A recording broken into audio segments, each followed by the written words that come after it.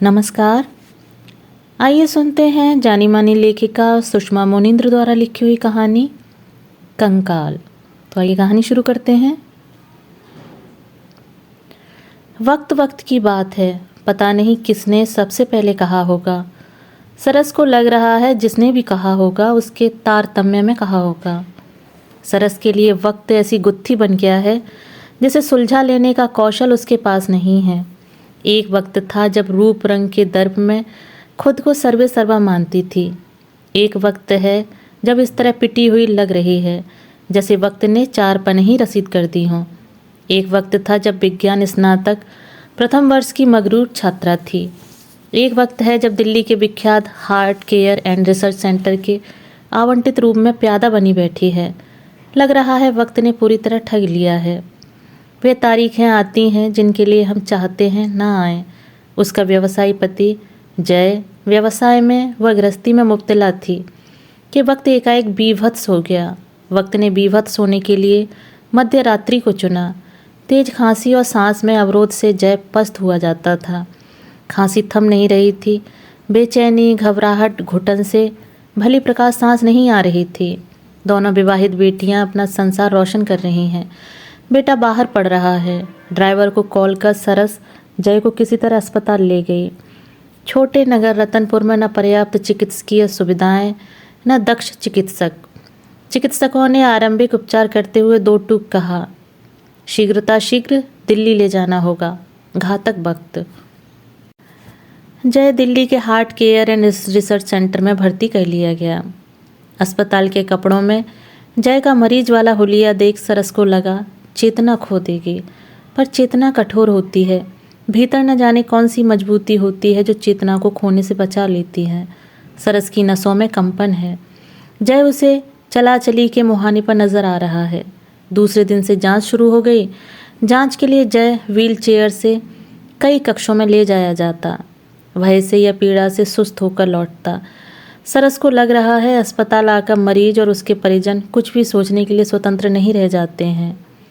Report ने सरस की स्फुलिंग खत्म कर दी। जय के हृदय का एक बॉल्ब बदला जाएगा। एक रिपेयर होगा। सुबह हार्ट स्पेशलिस्ट हेड सर्जन समूह के साथ कक्ष में आए। उनके नरम व्यवहार से मरीज की आधी बीमारी दूर हो जाती है। उन्होंने ध्वस्त सी बैठी सरस से कहा, ना घबराएं, यहाँ कई ऑपरेशन रोज होते हैं। हमारे लिए बहुत बड़ी बात नहीं है। कल सुबह 10 बजे सर्जरी होगी। शाम को मेरी वाइफ राउंड पर आएंगी, कुछ निर्देश देंगी।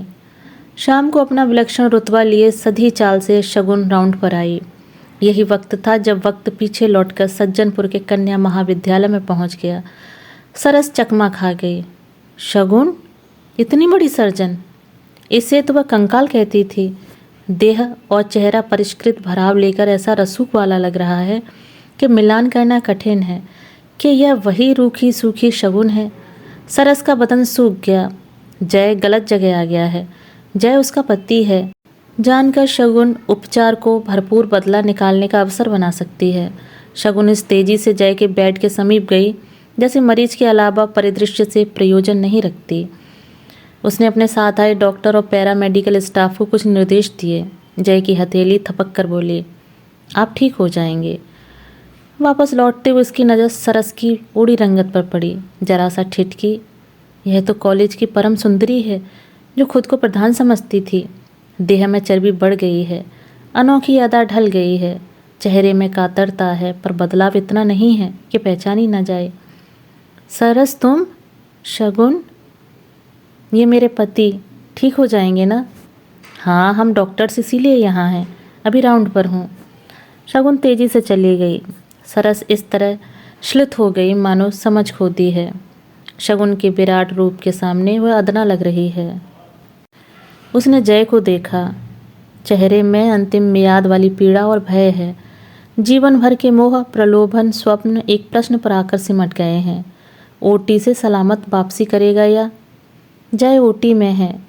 सरस लॉबी में आकर बैठ गई। यहाँ ऑपरेशन वाले मरीज से संबंधित सूचनाएं अनाउंस की जाती हैं। तरतीब से लगी कुर्सियों में मरीजों के परिजन बैठे हैं। लॉबी में भव्यता, शांति, ठंडक है। सरस को भव्यता भयभीत कर रही है। शांति अशांत बना रही है। ठंडक नसों को ठंडा किए दे रही है। ईश्वर से जय के लिए कल्याण मांगती देर तक बैठी रही। जब बैठना कठिन लगने लगा, चहलकदमी करते हुए लॉबी के उस कोने में चली गई जहाँ 4 बड़े टीवी लगे हैं। Bypass, pacemaker, bulb surgery, angioplasty जैसी शल्य क्रिया की रील्स टीवी पर चल रही हैं। लाल रुधिर और लब लब धड़कते हृदय को देख उसकी धड़कनें हलक में आ गईं। लगा अस्पताल चक्रव्यूह या मायालोक है जहाँ से कभी नहीं निकल सकेगी। उसने आखिरी सहारे के रूप में भगवान को याद किया। जय की सर्जरी के पेपर में उसने दस्तखत कर दिए हैं। यदि शगुन के प्रतिशोध के कारण जय ओटी से जीवित न लौटा तो समाज या कानून को कोई खबर नहीं होगी कि वह शगुन के द्वारा की गई भर्रेशाही के कारण जीवित नहीं लौटा है। छोटा सा शब्द सॉरी शगुन को दोषमुक्त सिद्ध कर देगा। सरस को अपनी सुंदरता और शगुन की निपुणता याद आई। अपनी मक्कारियाँ, उसका मनोबल याद आया। अपने गुनाह, उसकी सूझबूझ याद आई। पेचीदा विगत को याद करते हुए उसकी दशा ऐसी हो रही है जैसे लंबी यात्रा की थकी यात्री है। वक्त पीछे लौटते हुए सज्जनपुर के कन्या महाविद्यालय में जा पहुंचा है। सरस और शगुन विज्ञान स्नातक प्रथम वर्ष की छात्राएं। सरस अपने रूप रंग के कारण चर्चा में थी।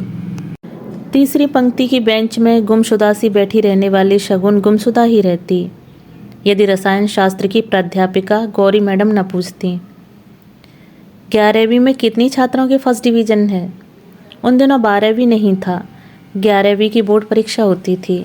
4 छात्राएं खड़ी हुईं, जिनमें सबसे अधिक 76% शगुन का था। अब 100% का दौर है। तब 4-6 विद्यार्थी ही प्रथम श्रेणी में उत्तीर्ण होते थे। इन्हें अखिल भारतीय प्रतियोगी परीक्षा में सफल होने लायक माना जाता था। गुड सेकंड भी एक डिवीज़न होता था जो 55 से 59% के बीच का था। गौरी मैडम ने शगुन को शान से देखा। बढ़िया शगुन, विद्यार्थी अच्छे हों तो पढ़ाने में मज़ा आता है। शगुन के मुख पर अर्हता का तेज था। छात्राएं पीछे मुड़कर उसे देखने लगीं। सरस की भंगिमा बिगड़ी हुई थी। बगल वाली सहपाठिन की कनपटी में फुसफुसाई, शरीर में जान नहीं है, दिमाग को खुराक कहाँ से मिलती है कि 76% बता रही है? मुझे सब फर्जी लग रहा है।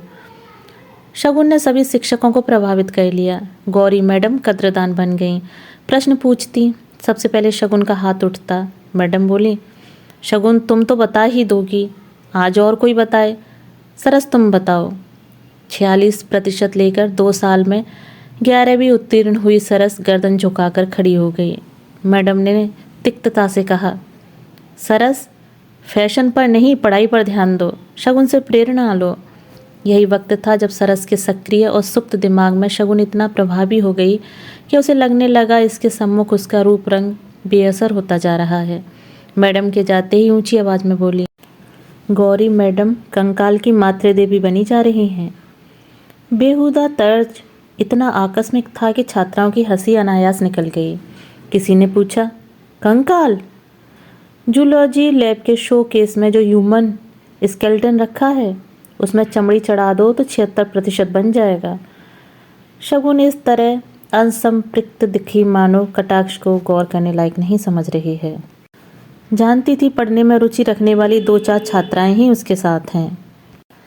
अधिसंख्यक छात्राएं सरस के पैसे से कैंटीन में मुफ्त का खाने उड़ाने के लिए सरस की जी हुजूरी में रहती हैं। कुछ कहती है तो सरस का समूह सामूहिक द्वंद्व पर उतर पड़ेगा। शगुन सरस की अशोभनीय गतिविधियों पर ध्यान न दे किताबों में इतनी दत्त रहती कि अन्य गतिविधियों में प्रतिभागिता नहीं करती थी। कॉलेज में वार्षिक गतिविधियां हो रही थीं। सरस ने वाद विवाद प्रतियोगिता में हिस्सा लेने के लिए घर में ट्यूशन पढ़ाने वाले गुरु से स्पीच लिखवाकर रट ली। गर्मजोशी से प्रस्तुति दी। सभी प्रतिभागियों के विचार सुन लेने के उपरांत संचालक ने कहा, विषय के पक्ष और विपक्ष में बहुत कुछ कहा गया पर सम्यक दिशा में बात नहीं हुई है। कोई छात्रा उठाए गए बिंदुओं पर अपनी बात रखना चाहे तो मंच पर आ सकती है। शगुन का इरादा न था पर विपक्ष के कुछ बिंदु उसे अतिरंजित लगे। वह सहसा मंच पर आ गई। सरस ने परिहास किया, कंकाल हूट होने के लिए माइक के सामने खड़ी है, जोश में बोलने के लिए शरीर में चर्बी होनी चाहिए। अचंभा, झिझकी से दिखने लगी शगुन अलग ही उग्र भाव में थी। उसने विपक्ष में बोलने वालों के जो बिंदु काटे उनमें सबसे अधिक बिंदु सरस के थे। शगुन को प्रथम स्थान मिलना सरस के लेखे में पतन वाली बात थी। वह शगुन को लक्ष्य बनाने लगी। अगले दिन कक्षा में प्रविष्ट होते हुए शगुन ने देखा ब्लैक बोर्ड में कंकाल का चित्र बना है जिसके ऊपर 76% लिखा है। सरस सोच रही थी कि शगुन हंगामा करेगी, पर वह शिष्टाचारी भाव में अपनी बेंच पर बैठ गई। सरस ने सुनाया, भगवान ने मुझे कंकाल बनाया होता तो मैं आत्महत्या कर लेती। बगल की छात्रा ने कहा, कंकाल मातृ देवी से शिकायत कर देगी तो सरस तुम्हें केमिस्ट्री के प्रैक्टिकल में 0 मिलेगा। प्रहसन चलता रहा, लेकिन वनस्पति शास्त्र के सर आ गए। कंकाल को देखो, किसकी शरारत है। कक्षा में मौन। कंकाल के साथ 76% लिखा है। 76% किसके हैं? शगुन खड़ी हो गई। सर मेरे। तो यह तुम्हारा कार्टून बनाया गया है, बताओ किसकी शरारत हो सकती है। शगुन सरस का प्रताप बता देना चाहती थी, पर उसके अंतःकरण में अच्छे इंसान वाली शुद्धता थी। जिसके शरीर में कंकाल नहीं होगा उसने बनाया होगा। बताएं सर, हम बिना स्केलेटन के जिंदा रह सकते हैं? सर को शगुन धीरज वाली लगी। छात्राओं को सरसरी तौर पर देखते हुए बोले, किसी का मजाक बनाना अच्छी सोच नहीं है। शगुन ने सराहना की। सर, कंकाल का डायग्राम कमाल का है, बनाने वाली ने मेहनत से बनाया है। सरस तिलमिला गई। कंकाल आदर्श बनने चली है।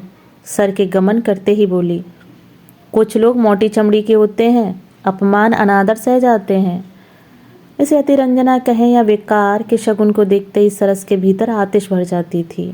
कंकाल को हीन बनकर रहना चाहिए, पर उसके मुकाबले पर आना चाहती है। शगुन कॉलेज परिसर, क्लास, कैंटीन, लैब, लाइब्रेरी जहाँ भी होती, सरस उसकी ओर संकेत कर कानाफूसी या हंसी ठट्टा करती। उसने शगुन के समूह की तीनों छात्राओं को उकसाया। तुम लोग कंकाल से अपने दिमाग के लिए पोषण लेती हो क्या? एक ने कह दिया। हाँ, इसीलिए हम तीनों शगुन के साथ रहते हैं। जिसे मुफ्त के समोसे, आलू बंडे खाने हो तुम्हारे साथ रहें। सरस, पढ़ने में थोड़ा समय लगाया करो, एग्ज़ाम होने वाले हैं। शगुन निस्पृह बनी रहती। सरस को लगता उसकी अवहेलना कर रही है, बल्कि उसकी उपस्थिति को अमान्य कर रही है। प्रैक्टिकल एग्ज़ाम हो गए, प्रिपरेशन लीव हो गई। वनस्पति शास्त्र की प्रायोगिक परीक्षा में आया युवा एक्सटर्नल एग्जामिनर रसिक मिजाज का था। सरस की मोहिनी सूरत पर मोहित हो गया। वर्णमाला के अनुसार सरस और शगुन की सीट समीप थी। वाइवा में सरस से विषय संबंधी प्रश्न न पूछ, इधर उधर की बातें करते हुए आंखें उसके चेहरे पर चस्पा किए रहा। शगुन से कई प्रश्न पूछे, उसने सम्यक उत्तर दिए। अद्भुत बात थी, शगुन की तरह सरस को भी 50 में 49 दिया गया। वार्षिक परीक्षा फल अनुमानित ही था। शगुन ने सर्वाधिक अंक अर्जित किए, सरस सभी विषयों में अनुत्तीर्ण। उसके पिता समझ गए उसमें विज्ञान पढ़ने की योग्यता नहीं है। बीए में प्रवेश दिला दिया कि किसी तरह स्नातक हो जाए तो विवाह करते हैं। सरस को विज्ञान की सहपाठिन से ज्ञात हुआ शगुन ने पहले प्रयास में पीएमटी निकाल लिया है। सरस वक्रोक्ति। कंकाल ठीक जगह पहुंच गई। इतनी दुर्बल है कि उसे जीवन भर दवाइयों की जरूरत पड़ेगी। अपना इलाज खुद कर लिया करेगी। बीए पूरा करते ही सरस का विवाह रतनपुर के प्रतिष्ठित व्यवसायी के पुत्र जय से हो गया। 3 बहनों के बाद मुँह मांगे इकलौते पुत्र जय की शान शौकत थी। जय उसके रूप की जय जयकार करता। सरस फूले न समाने वाले भाव में होती। सोचती थी बिजनेसमैन वही खाते पढ़ना ही जानते हैं, पर तुम्हें सराहना करना आता है। वही खाते ही जानता समझता था। तुमसे मिलकर लगा जिंदगी को वही खाते की तरह नहीं, जिंदगी की तरह जीना चाहिए। समझी नहीं? अब समझ में आ रहा है कि जिंदगी में कितने रंग, स्वाद, खुशबू होती है। वह सुनहरा वक्त था। पौष्टिक खाकर सरस की देह का भूगोल बढ़ गया था। 2 पुत्रियों, 1 पुत्र का जन्म हो गया। पिता के निधन के बाद जय व्यवसाय में अस्त व्यस्त हो गया। बातों के विषय बदल गए। बच्चों की शिक्षा, व्यावसायिक पैंतरे, अम्मा की बीमारी, रूप की बातें खत्म हो गईं। अपनी गति नियति तय करते हुए वक्त लंबी दूरी नापकर दिल्ली के heart care and research centre में ठहर गया है। लॉबी में मरीजों से संबंधित सूचनाएं ठहर ठहर कर घोषित हो रही हैं। संबंधित मरीज के परिजन सूचना के आधार पर आवाजाही कर रहे हैं। जय की सूचना नहीं मिल रही है। सरस मोहताज की तरह बैठी है। पापी मन में संशय उठ रहे हैं। यदि शगुन मौका परस्त निकली, जय को कुछ हो गया तो रेडीमेड गारमेंट के इतने बड़े व्यवसाय का क्या होगा? बेटा अभी सक्षम नहीं हुआ है। यह शाम 7 का वक्त है। जय को आईसीयू में शिफ्ट किए जाने की घोषणा हुई। उसे घोषण सांद्र अंधेरे के पार उदित हो रहे उजास की तरह लगी। चौथे दिन जय को रूम में शिफ्ट कर दिया गया। इस दौरान शगुन ने उससे कोई संपर्क नहीं किया। दोपहर में मुस्कुराते से मुख वाली सिस्टर तनकम्मा रूम में आई। हंसकर सरस को नमस्कार किया। मैडम, आप शगुन मैडम की क्लासमेट हो? हाँ, हम दोनों। मैडम का ऑर्डर है, मिस्टर जय की स्पेशल केयर करनी है। यहाँ अच्छी केयर हो रही है। शगुन मैडम और धनंजय सर बहुत होशियार हैं। इन दोनों के कारण हॉस्पिटल फेमस हो गया है। शगुन मैम जिस पेशेंट को हाथ लगा दें, समझो वो ठीक हो गया। प्रतिस्पर्धा का कोई कतरा शायद अभी भीतर पड़ा था कि सरस ने पूछ लिया, सैलरी बहुत मिलती होगी? पैकेज 1 करोड़ है। उनकी कैपेबिलिटी के सामने यह पैकेज कुछ नहीं है। कुछ लोगों का टाइम पैसे से अधिक कीमती होता है। ट्रीटमेंट करने विदेश जाती रहती हैं। आपका लक अच्छा है कि दोनों यहाँ हैं। तनकम्मा शगुन की प्रभुता का इस तरह बखान कर रही थी मानो यह उसका व्यक्तिगत गौरव है। सरस को लगा भुरभुरे धरातल पर खड़ी है। सोचती थी कंकाल से कोई विवाह नहीं करेगा, पर प्रेजेंटेबल और दमदार लगने वाले डॉक्टर धनंजय उसके पति हैं। अब तक जय की फिक्र प्रबल थी। जय से अलग कुछ सोच नहीं पा रही थी। अब चेतन पर पड़ते दबाव के कम होने पर पृथक सोचने लगी। वह वस्तुतः शगुन के सामने खड़े होने की भी औकात नहीं रखती है। शगुन विराट रूप में है। शगुन से नज़र मिलाकर बात करने का बल उसमें नहीं है। शाम को शगुन और धनंजय आ गए। जय से हालचाल पूछकर इत्मीनान से बैठ गए। शगुन ने आत्मीयता दी। सरस, आज मैंने धनंजय से कहा थोड़ा वक्त निकालो, मुझे अपनी क्लासमेट से खूब बातें करनी है। मेडिकल में जाने के बाद मैं सबसे कट गई थी। झिझक बहुत है, पर सरस को शगुन इतनी अपरिहार्य लगी कि जी चाहा उसके चरण छू ले। शगुन, तुम्हें किस तरह धन्यवाद दूं? ज़रूरत नहीं है, हम दोनों ने अपनी ड्यूटी की है। लग रहा है जैसे तुम जय की प्राण रक्षा के लिए डॉक्टर बनी हो। धनंजय ने सूत्र पकड़ लिया। सरस जी, आप ठीक कहती हैं। शगुन की सूरत देखते ही मरीज को अभयदान मिल जाता है। मुझे तो इनके बिना 2 कदम चलने में कठिनाई होती है। शगुन खुलकर हंसी। सरस को लगा उसी तरह खिल्ली उड़ा रही है जैसे वह उड़ाती थी। मनुष्य अपने भीतर के भावों से नहीं छूट पाता है। सरस मेडिकल में धनंजय कई सुंदरियों की पहली पसंद थे। मुझ कंकाल में पता नहीं क्या देख लिया कि अड़ गए मुझसे शादी करेंगे। सरस के चेहरे में उधेड़बुन के भाव उभर आए। क्या धनंजय कंकाल वाली अवमानना जानते हैं? क्या क्या जानते हैं?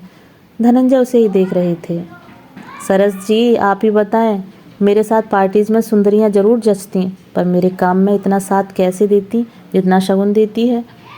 सरस ने पलकें झुका लीं। धनंजय शायद सब जानते हैं, इसलिए चुनौती दे रहे हैं। दक्षता के सम्मुख रूप की महिमा नहीं होती। शगुन ने शालीनता बनाए रखी। धनंजय कुछ अधिक नहीं हो गया। सरस, मैं तुम्हें डिनर के लिए इनवाइट करने आई हूँ। घर कैंपस में ही है। सिस्टर तनकम्मा जय जी का ध्यान रखेंगी। कल शाम 7 बजे ड्राइवर भेजूंगी। धनंजय को कहीं जाना है। हम सहपाठिने आराम से अपने ज़माने को याद करेंगे। सरस के प्राण पशुपेश में। घर बुलाकर एकांत में फुर्सत से जलील करेगी। शगुन का साफ स्वच्छ सुविधायुक्त घर, प्रफुल्ल भाव में शगुन, पटकनी खाई सी सरस। योगक्षेम पूछने के लिए स्वर तंत्र नहीं खुल रहा है। बैठक में लगी बड़ी फ्रेम्ड तस्वीर बोलने का बहाना बन गई। शगुन, बहुत सुंदर तस्वीर है। मेरी बेटी और बेटा दोनों मेडिकल कर रहे हैं। हमारा परिवार चिकित्सकों का परिवार बनता जा रहा है। क्या कहूँ शगुन, पता नहीं कैसी बेवकूफ़ी थी जो मैंने तुम्हारी कद्र न की। माफ़ी ही मांग सकती हूँ। माफ़ी क्यों सरस? तुम न होती तो मैं शायद यहाँ तक न पहुँचती। मतलब? तुम लोग मेरी खिल्ली उड़ाती थी, मुझे तकलीफ़ होती थी, पर जिद भी मिली कि बुद्धि का भरपूर उपयोग कर जीने का लक्ष्य ढूंढ लूँगी। मैं शर्मिंदा हूँ। कई कुरूप हुए हैं जिन्होंने अपने क्षेत्र में नाम कमाया, इतना नाम कमाया कि लोग उनकी कुरूपता भूल गए, उनके काम को याद रखने लगे। मैंने कुरूपों से प्रेरणा ली। मुझ जैसी कंकाल लोगों को जीवन दान दे रही है, सोचकर शांति मिलती है। सच कहूँ तो बुराई सुनना मेरे बहुत काम आया। बुराई सुनने से सहन शक्ति बढ़ती है। मेडिकल की पढ़ाई करना, कैडेवर को देखना, एनाटॉमी समझना आसान नहीं था। कई मेडिकल स्टूडेंट घबरा जाते थे, जबकि बुराई सुनते हुए मैं मानसिक रूप से मजबूत हो गई थी। शगुन, तुमने जय की जान बचाई। मैं नहीं सोच पाती उनके बिना जीवन कैसा होगा। सरस, मैंने उपकार नहीं किया। इलाज करना मेरा प्रोफेशन है, ड्यूटी है। मरीज ठीक हो जाता है तो हम डॉक्टर्स को अपनी व्यक्तिगत जीत लगती है। मरीज को बचा नहीं पाते तो लगता है हम हार गए हैं। सरस रो देगी। कोई इतना सहज कैसे हो सकता है कि अपवाद की तरह लगे। इसे देखकर लग रहा है स्वाभाविक भाव में रहने के लिए मेहनत नहीं करनी पड़ती, बनावटी भाव में रहने के लिए करनी पड़ती है। वह जब शगुन को देखकर तिलमिलाती थी, मानसिक अस्थिरता से भर जाया करती थी। बातें नहीं सूझ रही हैं। किसी तरह बोली, तुम महान पैदा नहीं हुई शगुन, लेकिन मेहनत से महानता को पा लिया है। मैं कहीं नहीं पहुंच सकी। इस महान की बात ध्यान से सुनो। जय जी की सर्जरी बहुत अच्छी हुई है। उन्होंने हमारे साथ बहुत कोऑपरेट किया। पेशेंट के एफर्ट अच्छे हैं तो इलाज करने में आसानी होती है। कुछ पेशेंट ओटी की ठंडक, शांति, तेज लाइट, डॉक्टरों की संख्या देखकर घबराने लगते हैं। जय जी की 6 महीने बल्कि साल भर अच्छी केयर करनी होगी। इन्फेक्शन से बचाना होगा। मेडिसिन, रूम टेम्परेचर, डाइट का ध्यान रखना है। कैलोरी को ध्यान में रखने हेतु डाइट चार्ट बना दिया जाएगा। अच्छी केयर हो तो रिकवरी जल्दी होती है। ध्यान रखूंगी। डिनर के बाद ड्राइवर सरस को अस्पताल पहुंचा गया। जय को अस्पताल से छुट्टी मिल गई। बिल के भुगतान के समय कर्मचारी ने बताया, यहाँ कुछ केस में 10% की छूट दी जाती है। शगुन मैम के कहने पर आपको 20% की दी गई है। भुगतान करते हुए सरस को लग रहा था कि पूरी तरह क्षुद्र हो गई है। ऐसी क्षुद्र जैसे माफ़ी मांगने का भी मौका नहीं मिलता। दोस्तों, अभी आप सुन रहे थे सुषमा मुनिंद्र द्वारा लिखी हुई कहानी कंकाल। कहानी सुनने के लिए धन्यवाद।